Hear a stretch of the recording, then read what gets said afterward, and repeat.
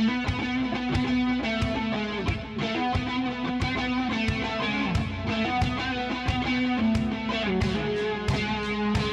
Holy Grail of investing is generating passive income, and today you're going to meet the godfather of lifestyle investing.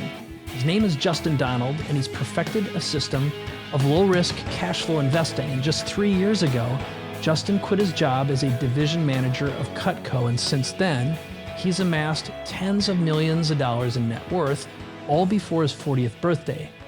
Today, you're going to get exposed to a 10-step system that's enabled him to generate true wealth with low risk, almost instant passive earned income, a rapid return on his principal, and massive tax advantages without a job or a business he's stuck working in. Justin is going to share several case studies of how he finds, structures, and does deals like these and how you can do them too. So welcome the new Warren Buffett of the investment world, Justin Donald.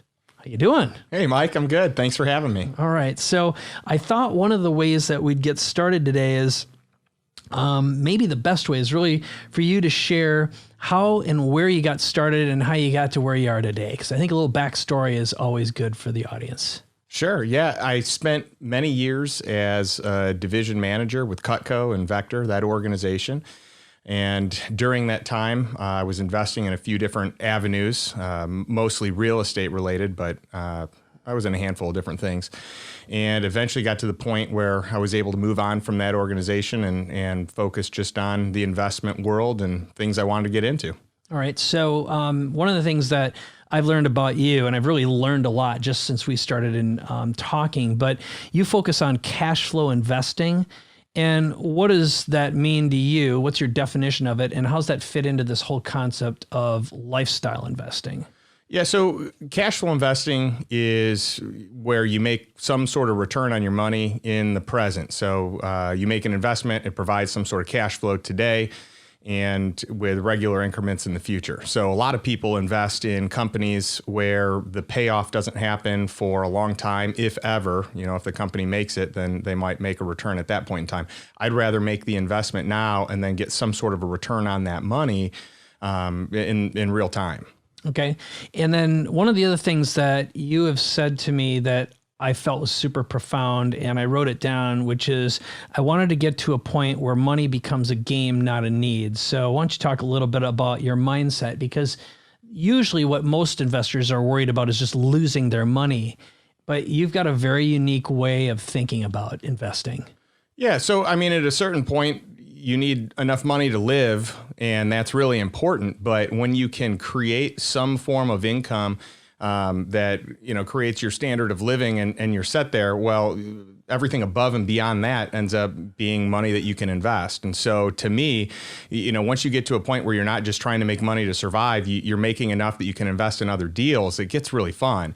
And once things get fun and your lifestyle income is covered, I think that you look at money differently, or at least I look at money differently. And it's really important. I think I put a lot more pressure on the return of an investment, or if I should go into this deal or that deal when it was my livelihood. I wanted to get to a point where it really didn't matter. If it performed great, if it didn't perform, you know, I'm still going to learn some great lessons from it. And that's really where it gets fun, you know, where it's more of a game than anything else. And I think I make a lot smarter decisions because that's the case. Yes. I'm less emotionally involved and invested in each specific deal. Okay. And again, I think in my experience, it's fairly unusual, but you have a strategy. First of all, you're into more than 50 deals, which is, you know, quite a few, especially for someone your age. And the most important thing is how you structure them. So you have this high quality lifestyle, and you don't go to a job at all. So you've managed to have not only a mindset, but rules. And specifically, you've got what you've developed, the 10 commandments of lifestyle investing. So I thought one thing that would be super useful is for you to go through what those 10 are. And then we're going to break down, and I'm going to ask you some questions about some specific investments you've had, so our listeners or viewers or readers can understand how you apply those and think about deals, how you structure them, and how they can model your success, okay? Sure.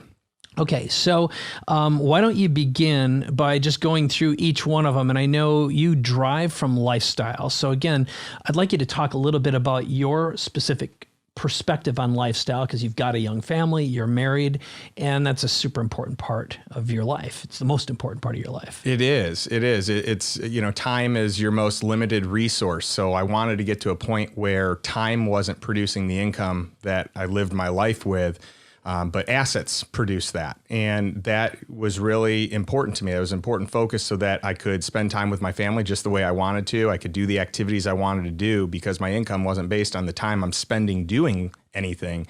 It was totally independent of me, and it happened while I was sleeping or doing, going on a vacation or whatever it might be. So that was kind of the whole framework of creating lifestyle investments, is that it had to work for me, it had to work for my lifestyle, and it had to be appealing that if I get in the deal, that it's not a huge requirement of my time. I'm not, I guess, at the demands as I have been in previous businesses that I've been part of or that I've started, where, there's a kind of like a sex appeal of being an entrepreneur and starting a business, but you can easily turn that into a job where you're locked into doing certain things all the time. Yeah, I think that's something that I really am impressed with you, is you're not in a rush to be busy. And how you value your time, and even my engagement, my interactions with you have been just that. So let's look at number 2 on your list. Talk about how you manage risk. Yeah, so with risk, I really want something that produces a good return, but if I can minimize risk in some way, shape, or form, I'm going to feel really good about that. That's going to be an incentive to me wanting to get into that deal. So how does that look? Well, to be able to collateralize assets against an investment in a case where you can get twice as much collateral as the actual amount of a loan or investment into a business. That makes me feel a lot more secure if things didn't go right, if we had to liquidate, that I'd be made whole as an investor. Okay, good. And then the next one is one of your strategies is on looking at emerging markets. So talk a little bit about that, because I know our first example revolves around it. You've got a very neat way of selecting your deals and fitting within, again, it's both a mindset and a perspective.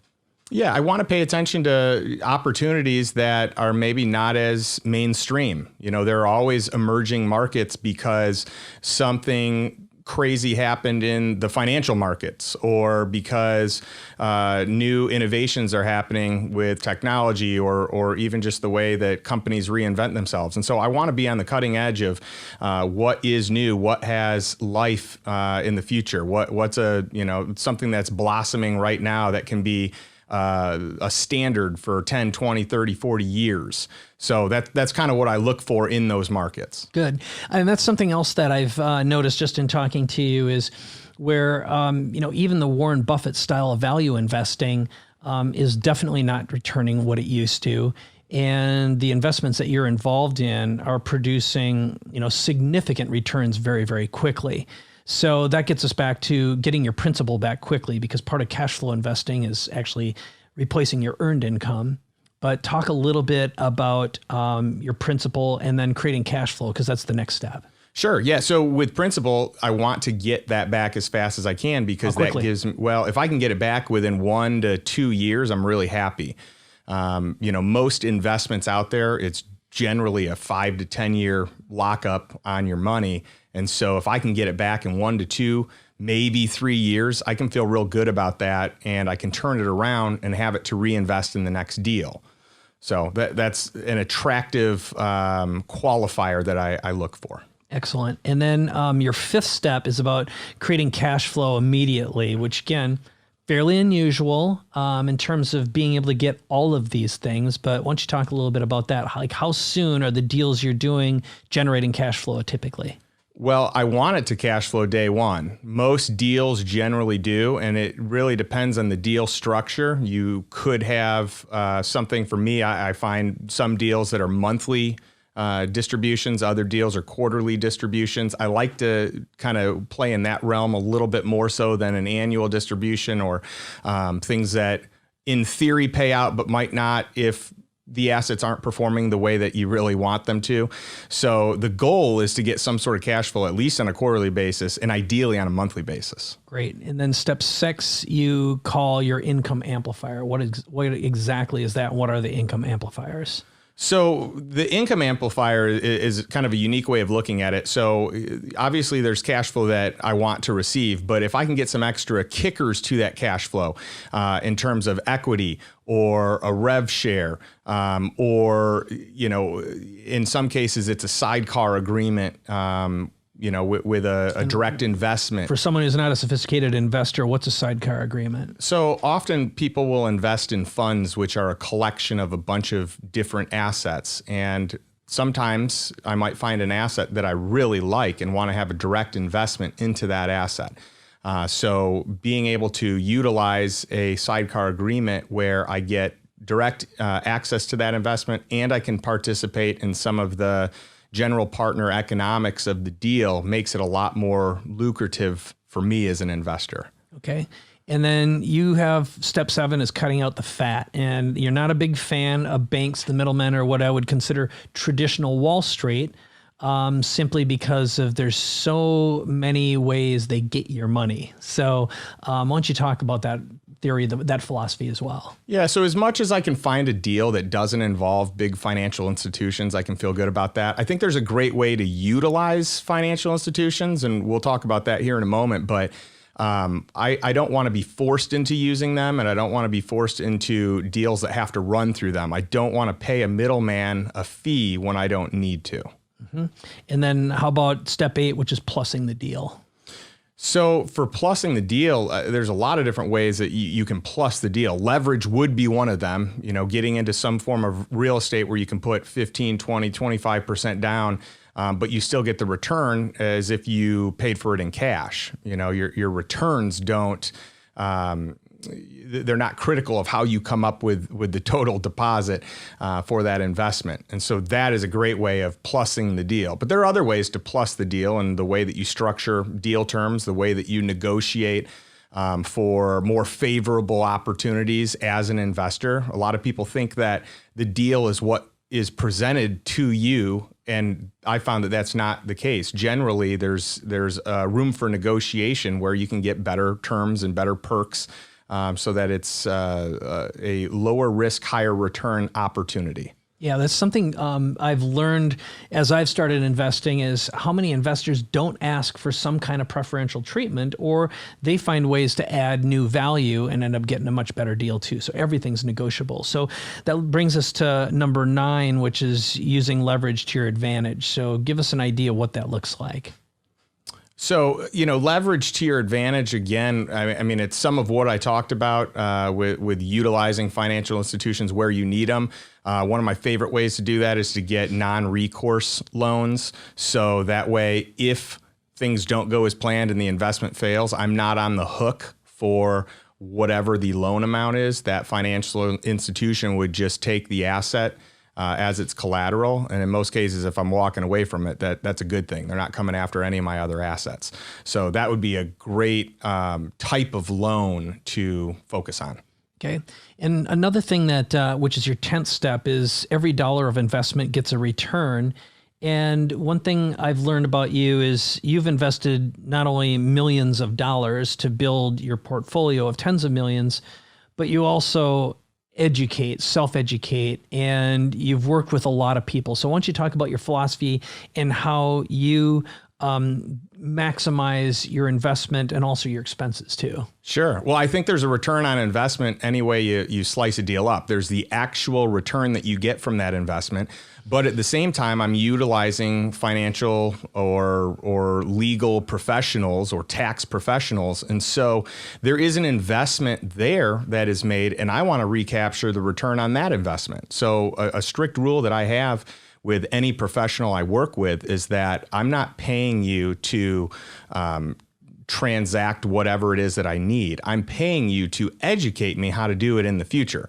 I don't want it to be done. I want it to be explained to me, and I want to understand it. So for future deals, I can choose to utilize those resources, which I will, but it cuts down on the cost And it just helps me understand better which deals to go into and not go into because I have that education. Right. So that ultimately means in future deals you're doing, your expenses with legal, attorneys, everything else is lower, but also you've built great rapport with all these professionals. So they start sending you deals because they see you more as an equal. And that's really helped because I know you're very much a relationship investor. So let's move on then to some of the deals, because I know one of the appealing things about setting this interview up with you was the fact that you've, as I said, done more than 50 deals. You've figured out ways to maximize these 10 commandments.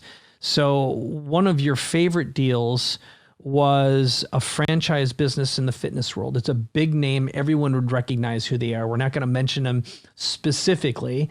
I'm sure people can guess. But why don't you talk about how you applied the 10 commandments in this deal and how you structured it and what kind of returns it's providing as well? Because I know one of the most exciting things is right as we were preparing for the investment, you got a text message from the investors about your first month in business with this particular deal. So dive in and tell us what you got here. Yeah, it was a very profitable month one, which is exciting. It's always nice when you cash flow the very first month, which is always my goal. Whether I receive that return on month one or whether it's a quarterly distribution, I still am looking for profitability inside of month one, ideally inside of day one. And so with this deal, it was just a really unique opportunity to get involved. I don't know much about franchises, or I should say I didn't know much about franchises. I've learned a lot since then, but it seemed like a really good play. I partnered with two operators that really knew what they were doing in that space. I'm not looking to be in any type of operational role anymore, so it made sense I could be a capital partner in this deal, not have to really sacrifice my time. I can do some advisory, which I enjoy doing, so it's more on my terms, but very lucrative terms as well. I have competent operators, and we were able to structure a deal where, you know, I came in with a little out-of-pocket capital with a loan into the business that is repaid with interest and on a pretty fast schedule to return it. So I should have that loan returned in about 1 to 2 years. With some additional kickers around it, but I also have 1/3 equity in that operation. Great. So why don't we just go through each of the top 10 commandments and explain how this deal ended up being structured so other people can use this as a model. Sure. Yeah. So as from the lifestyle standpoint, lifestyle investment, this protects my time. So first and foremost, I can let my money do the work. And my time is just complementary. It's secondary to anything else. And when I invest time, though, there's a large return on that investment of time. So the goal is to reap rewards of return just on capital or just on an asset. And if I have to invest my time, then I want it to be a lucrative turnaround. So that one was pretty easy. As far as reducing risk, when we structured this loan, I minimized the collateral that I was on the hook for. So even though I'm a 1/3 owner in this deal, I only am on the hook for 20% of the loan. So we used a bank, got an SBA loan. So it was a very small down payment, 14% down payment. And so having, in this case, it was a recourse loan. So that 20% is a real, I guess, quote unquote risk. But when you look at how quickly the business profits and how fast my loan is being paid back, it's really not a risk at all. It's a strong business model with a pretty high multiple upon an exit. Okay. Now you also did, what's the invisible deals mean in this particular case? Yeah, so in this one, it's just hard to get into this franchise. So this is a deal that most people wouldn't have access to. Luckily, through my network and some good connections, I was able to get this investment. But really, it wouldn't be available to 99% of the world, maybe even more. Right, and I think again the the commandment we're really talking about is emerging markets. And you've already talked about getting your principal back quickly, which again is in, how long was that? It was 1 to 2 years, right? 1 to 2 years, yeah. Mm-hmm. And it's probably going to be closer to 1 year, but the whole structure was based on it being paid back within 2 years at a maximum. All right. And then the best news of all, it's the cash flow. So you're focusing on building a cash flow business. So talk a little bit about that text message you got right before we started rolling the camera. So I got a text message today that our very first monthly profit was at a little over $35,000. And that's really exciting for a business that opened less than a month ago. And it's nice because it's really set up to be a recurring revenue business where we just automatically charge credit cards, and that number should continue to grow every month. Great. And then that brings us to your income amplifier, which most of the time when people hear about franchise deals, they're poor in terms of actual income. I know like Subways are notoriously bad at returning money. They're a bad investment because there's so many of them. You got in on a very popular franchise and you were able to get access to this deal. But what's the income amplifier in this particular case? Well, the income amplifier is that, I'm acting as a bank or as a secondary mortgage, but I still have a large equity kicker at 1/3 the equity. So that's really attractive, a very fast repayment. And I'll talk about a few other perks, when we get to that, section of it. But on the exit, this is a very strong 5 to 8 times EBITDA type of exit. And so even if things were just going mediocre in the business, it's really easy to replace that income and not just replace it, to really get a good multiple on it. Okay. And when do you think, how far into the future do you anticipate you'll be able to sell the business? So you'll get your money back, you'll get interest earned, you'll be able to share in the profits, and then the big exit, which is the big money. Yeah. And so in this type of investment, the cash flow is pretty sizable. And so having some time getting those types of monthly returns is definitely warranted. But the exit could be 3 years from now, 5 years from now. This is where I like to pay attention to the trends. I like to see what private equity firms are doing, where they're investing their money, what type of multiples. Are there any other trends taking off? Is this a trend that feels like it's losing footage?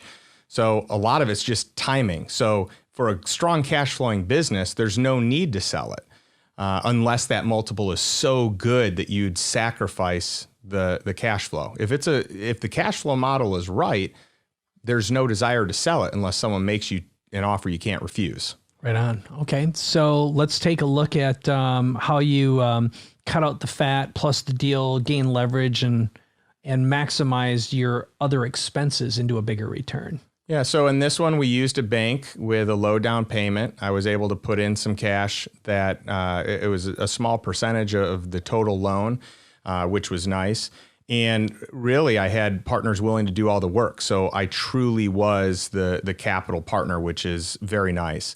And then for the part that I basically risked 20% of the collateral on the loan, they're paying me back in a dollar equivalent of what that is worth, even as that liability is paid down over time. So what percentage are you charging the company interest on your money in this particular case? Just to give people an idea of what this could look like. Yeah, so for that 20% collateral, it's about a 35% return. So it's pretty lucrative, but it's also really good for them. It very much is a win-win situation because without me having taken a portion of the collateral, I don't know that we would have gotten the loan. I know for a fact we wouldn't have gotten as good of deal terms. Great. Okay. And then to the last one, step 10, which is every dollar getting a return. How have you leveraged outside counsel and your other investments to increase your capabilities? Yeah, so this one's interesting because it was a business that I was less familiar with. So I learned a lot about franchises. I learned from legal experts on franchises. I learned a lot from my attorneys on this. So not only am I using my own attorney to structure the deal, but I also have to have an attorney dissect what the franchise agreement looks like so I can understand the terms there.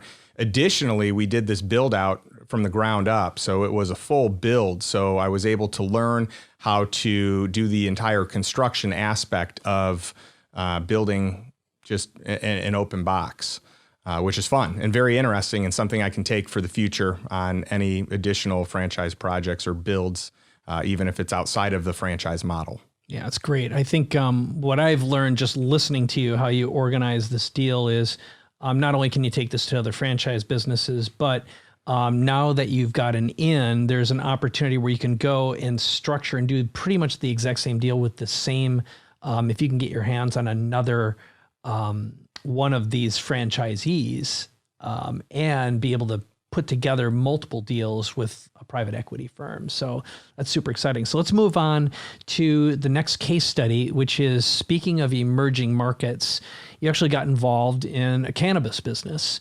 So that would definitely qualify as emerging markets. So talk a little bit about how this fits into your lifestyle philosophy with commandment number 1. So again, I want to set it and forget it type of investment if at all possible. So if I can just invest into something and just let the money do the work, that's ideal for me. I want smart professionals that are, handling all the logistics. I feel really good when I have my law firm kind of vet the deals and let me know, hey, you got a thumbs up here. We did some background research. Everything is as they say. And we like all the, people involved at the top at the executive level. So that really makes me feel good on a lifestyle first aspect. Okay. And just for someone who's looking at this going, okay, great, but how do you get exposed to deals like this? So how did you find out about this and why cannabis? And do you really care? Because out of the 50 some deals, you're involved in lots and lots of different markets. So why don't you talk a little bit about your diversification and whether or not you care about the market or the type of investment? Yeah, so this is a multifaceted question and answer because I do want to diversify my portfolio. So I do a lot of alternative investments and I want to create enough depth in that I have some hedge to, market cycles and everything. And when I find an emerging market that I like, cannabis being a great emerging market, but there's also a lot of risk to invest directly in a company. So there are a lot of ways to get exposure to it. Some people choose to do it through the stock market. Some people choose direct investment in a company. Some people choose to take like a senior debt position on companies. And so really it's figuring out what has the best risk reward scenario.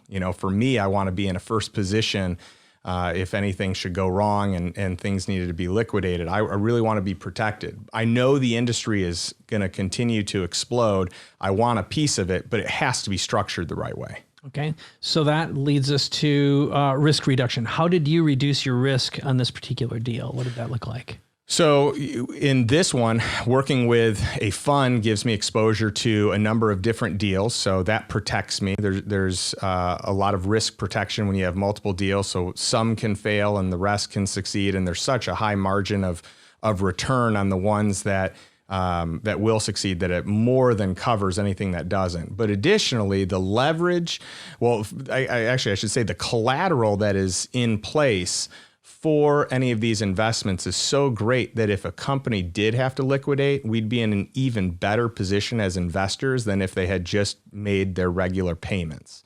So I don't necessarily want a company to fail, but I feel really good when I'm in an investment that if they did, it would instantly 4x my return. Okay. And that you've already explained the emerging market invisible deal, what cannabis is and how you got into this. So why don't you talk a little bit about how quickly you'll get your principal back and how you structured that? Yeah, and so this deal's a little bit different because most funds, your money is locked up for 5 to 10 years. I think 7's pretty average and standard. But in this deal, this is one of the shortest lockups that I've seen. It's a 3-year hold. And the terms are also flexible. So if I had to get out in less than 3 years, I could. And I like that. I'm always looking for as much flexibility, liquidity as I can find. So the goal is to ride it out for that time frame. But what if some major crisis comes up? What if some even better investment opportunity comes up? I want to know that I have access to the capital. So this type of investment, for the fund structure that it is the most liquid of anything I've seen out there. It's great. And so talk a little bit about the cash flow side of this business and how quickly it generates cash flow. And again, just as an example, what's the rate of return? How did you put this deal together that way? So I love this one because most preferred returns, or preferred return is what you're going to make on your investment, is generally paid out over a period of time, but it's an annualized return. And generally in real estates or funds, you're going to see a preferred return of 8%, maybe as high as 10%, maybe as low as 6%. I think your 6 to 10 range is most of what you see. I think, your 8% is kind of the sweet spot. But with this one, the preferred return is 13 to 14%. That's what's in their term sheet. But every single quarter that they've distributed, it's been above that. So they don't quote that they're going to do more. They quote what they're going to do for sure. But I like that they've returned a higher than anticipated preferred return every single quarter. Okay. And then let's talk about the Income Amplifier. What kind of extra bonuses did you either work out or negotiate that go above and beyond the cash flow and the equity? So in this one, because you're working with a lot of cannabis companies and banks can't lend to them, there are a lot of kickers that can be negotiated. So first and foremost, you can have a very high rate of return, and that's very normal in this space. That is just the price to get an investment.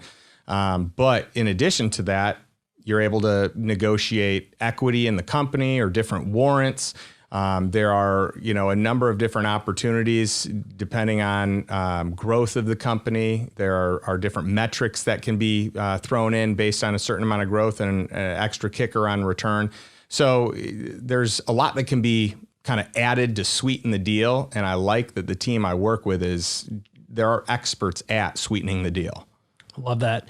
Okay. So then you obviously avoided the banks on this, but are there any other ways you cut out the fat? Well, I like this because not only do we avoid the banks, but we can offer something that the banks can't offer, and we can offer it at a two times or 3 times typical interest, maybe even 4 times in some cases the typical interest that a bank would charge.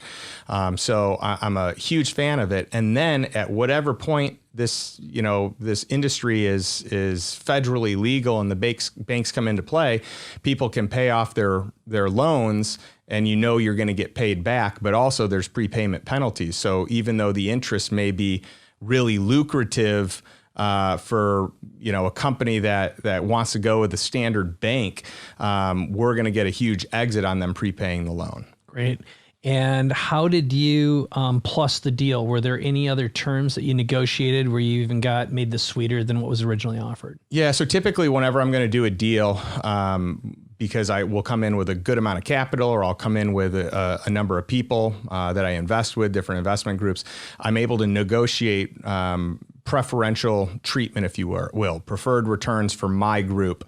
Or for my portion of the investment. And so that may come off of management fees, that may come off of the carry, that may come off of, it may be an increase in preferred return. There's something that I always try to structure. It may be a decrease in the minimum to be able to invest in that deal, but I'm always trying to negotiate something to sweeten the pie for my group.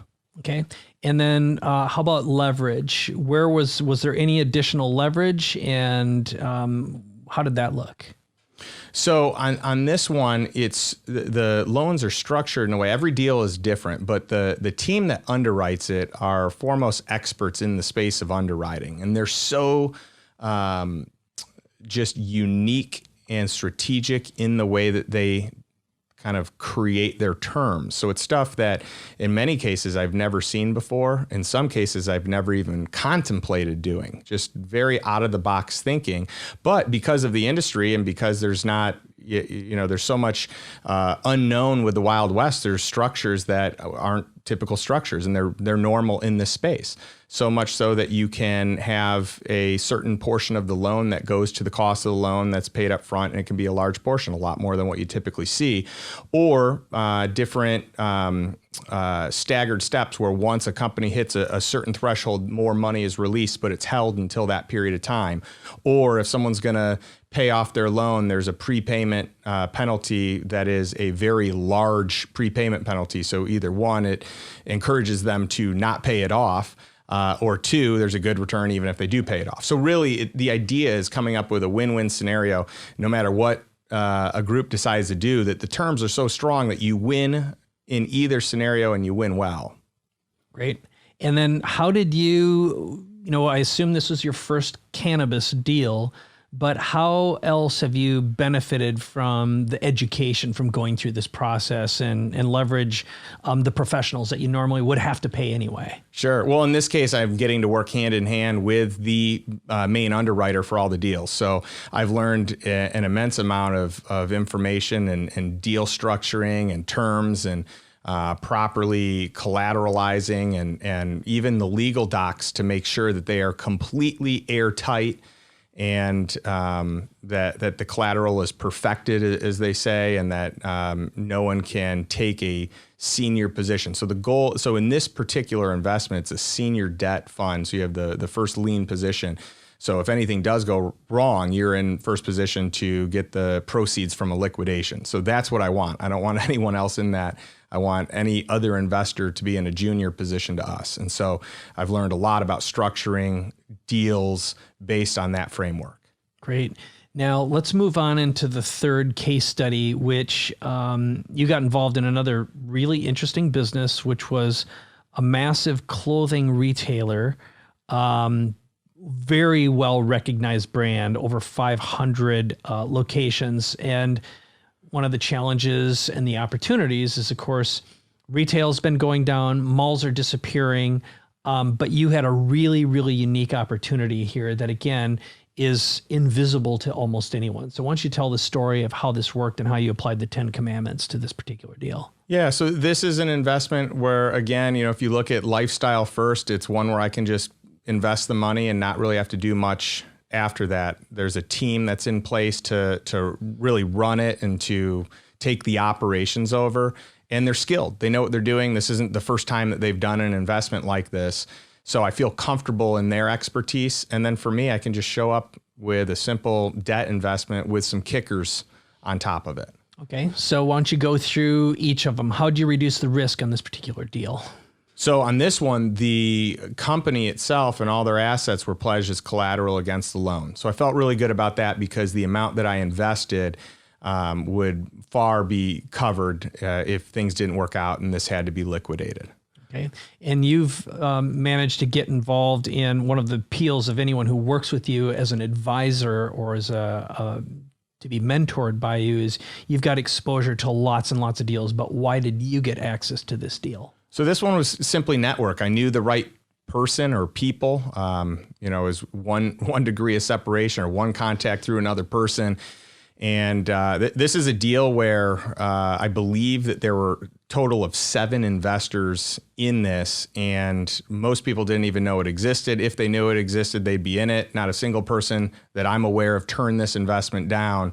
It was just that good of an investment and that good of deal terms. Okay.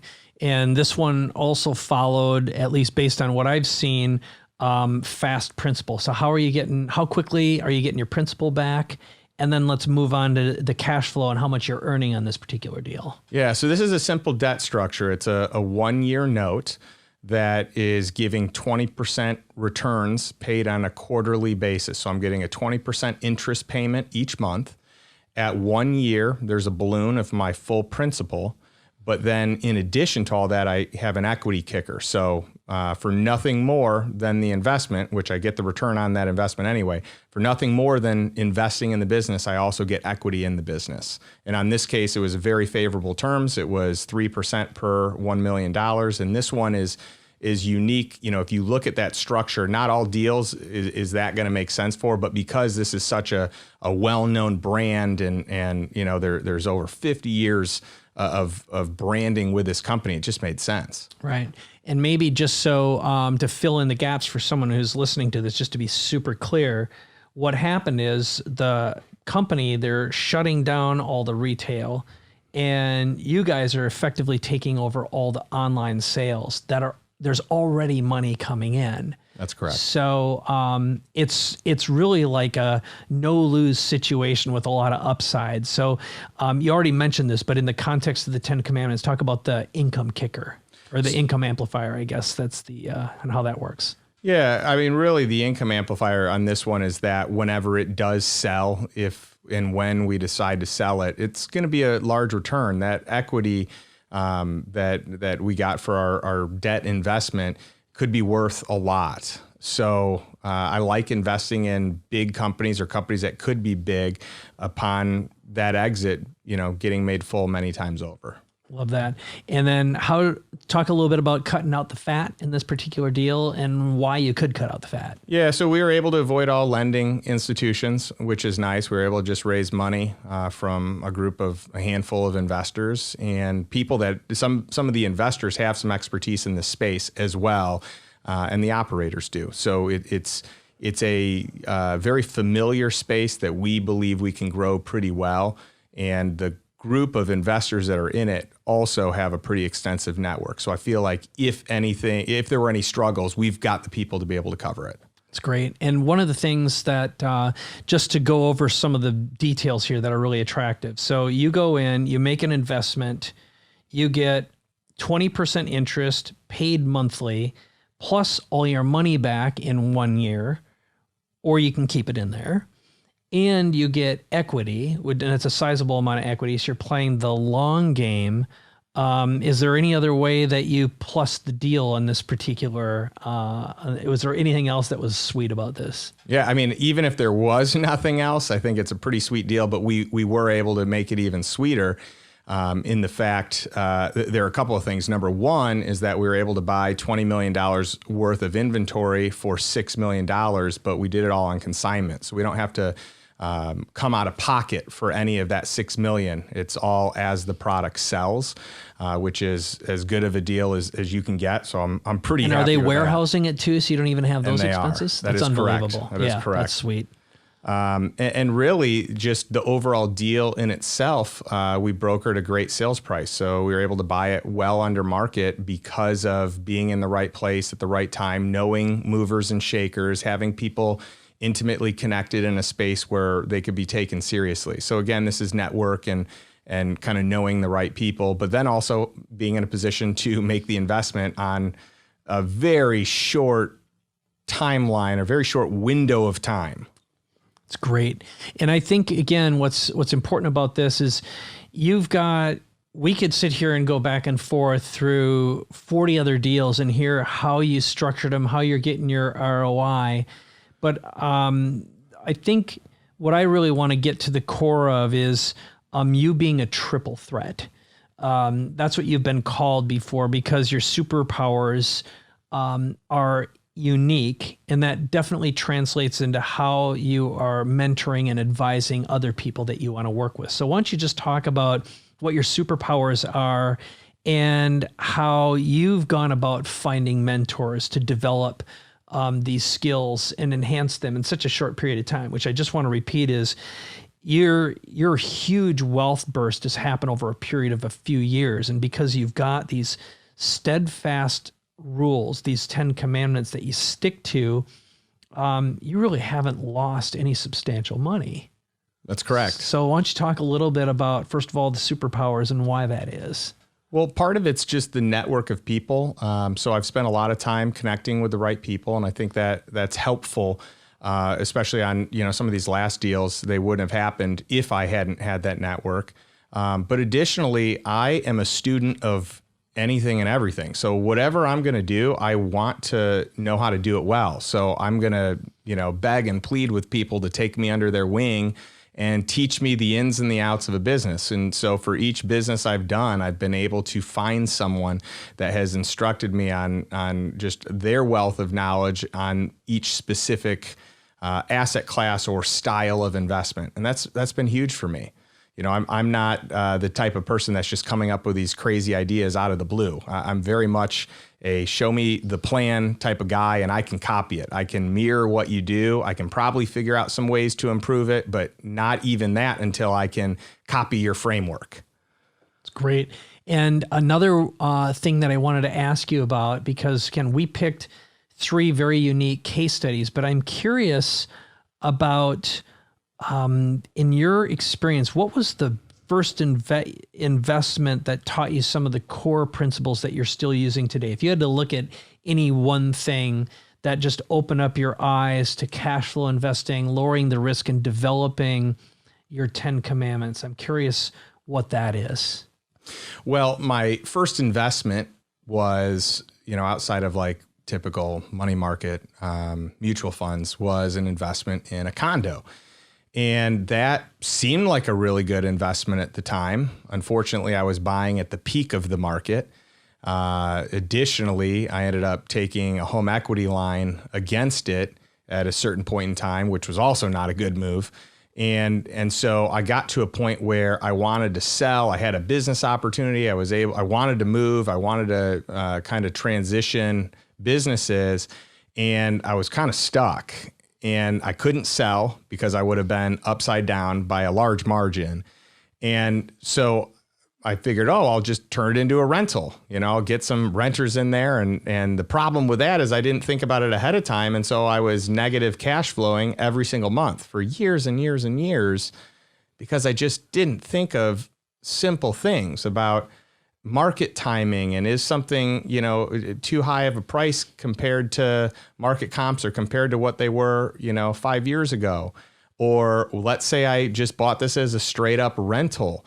Can I cash flow in the event that I did want to move out of it? So just some simple things like that really created a hard handful of lessons for me, but I'm glad it happened. At the time, it was really painful, but I learned a lot, and I'm a smarter investor today because of it. And at the end of that, what did it cost you to get out of that deal? Like, how bad did it get? So when I finally sold, I was $120,000 upside down. So I had to sell my property and come to the table with $120,000. That's a painful experience. And at that point in time, my cash flow is a lot different than it is today. So $120,000 back then, when that was, close to maybe even more than what I had in total savings, that was it was just a painful pill to swallow. Okay. And then I remember the first time you and I met,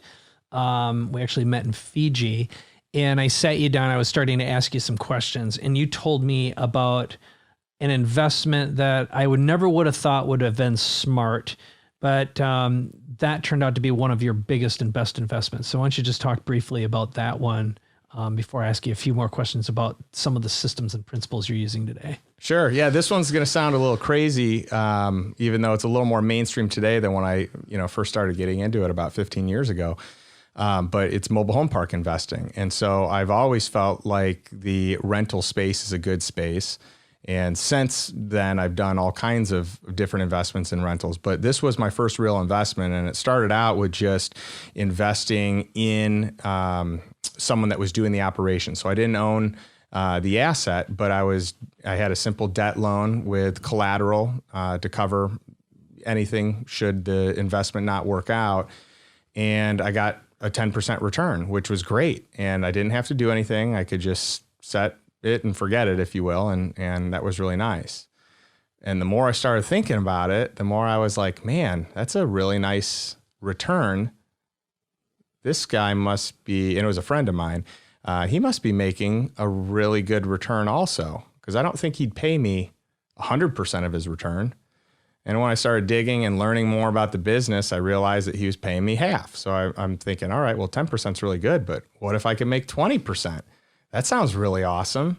I'm not making 20% anywhere else. This is really good. And so I started learning how to invest in mobile home parks to earn anywhere from 20% to, in my best case scenario, 105% return in year one, a cash on cash return. So however much cash I put into the deal, that percentage is the return I got just on that cash I put down. That's great. That's huge. And I remember when I first heard that, I'm like, oh my God, this is the guy who I want to learn investing from, especially when I started hearing some of your philosophies. So I'm curious then, if you look back at what you've invested in mentorship, your education, I know you belong to a lot of clubs where you get access to any deals, but if you think about when you began this journey, what do you think you've invested in mentorship, your education and training so far, just to get to the point where you know what you know now, and you're at this point where you've amassed tens of millions in wealth? Sure. Well, it's easily hundreds of thousands of dollars. It's probably crossing the $1 million threshold.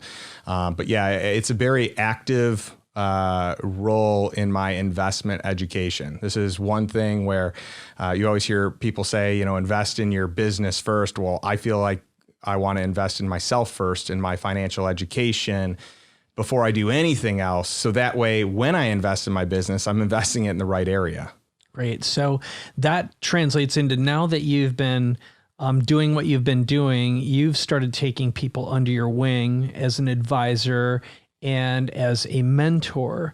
So why don't you talk a little bit about who you're looking for to take in and work with, because you're providing deals, structures, the frameworks, you're helping people negotiate better terms, or you're already bringing pre-negotiated deals that you've already vetted and in some cases already invested in, which even lowers the risk more.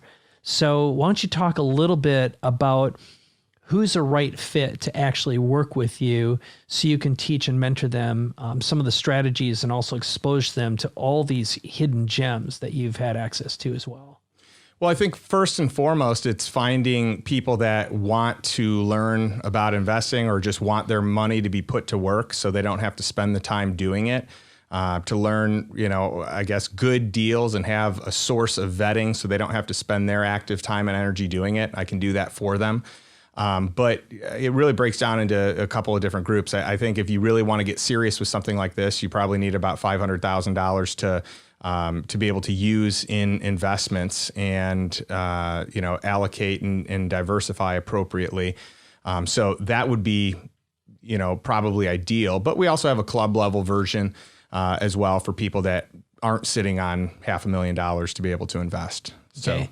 And that would be someone who wants to work in a group environment where it's kind of mastermind style, and then you're teaching the principles, but you're also creating networks and connections. How does that work? Yeah. And so it is very much mastermind style, a great network of people. So even if someone, quote unquote, didn't find a great deal, which is hard to believe, or something they felt like they could pull the trigger on, just the network of people alone is worth being around. It's just very smart, successful, hardworking, and educated people. It's also people that are looking to avoid costly mistakes. So I can share, a lot of the legal that I've gone through, both good and bad, that, in itself is worth more than the price of admission. Okay, great. And I know one of the things that you've put together is a document with all of your 10 commandments in it that people can go to your website, download those. They can also learn more. They can apply for the group, working with you directly, or folks who have businesses and they're looking for investments and access to a network like yours, just to get some information. So that's at justindonald.com. Is there anything else that you'd like to add before we wrap up? Yeah, well, I think that I'm really looking for people that want some sort of a role in investing. They want to be a better investor. They want better returns for their income, or they have a business that's kicking off a good return and they don't know what to do with that income, or they have a business that they're looking to grow with the opportunity for that, but don't know who to necessarily partner with or consult with. I mean, any of those would be a really good fit for what I'm looking to do. Right. And just so we've said this, you are providing training And that is really what this is. It's a training and education system. So you're not providing, just so we're safe here with regulation and that kind of thing. So, that's correct. Yeah. Okay. Curating a great network of people, providing philosophies and teaching lessons of what I've done that's worked, what I haven't done or what I have done that hasn't worked. So really just trying to make sure that people are taking a holistic approach to the way that they invest. All right, fantastic. So to learn more, again, all you have to do is head on over to justindonald.com. There you can get the download. You can learn more about you, get more background, and of course, access to some more tools and resources. So, well, my friend, this has been fantastic. Thank you very much. Thanks a lot. This was a lot of fun. Yep, thanks for having me on, Mike. Thank you. And for you, thanks so much for watching. And make sure you leave some comments below about this. And again, visit justindonald.com. Thanks again for watching.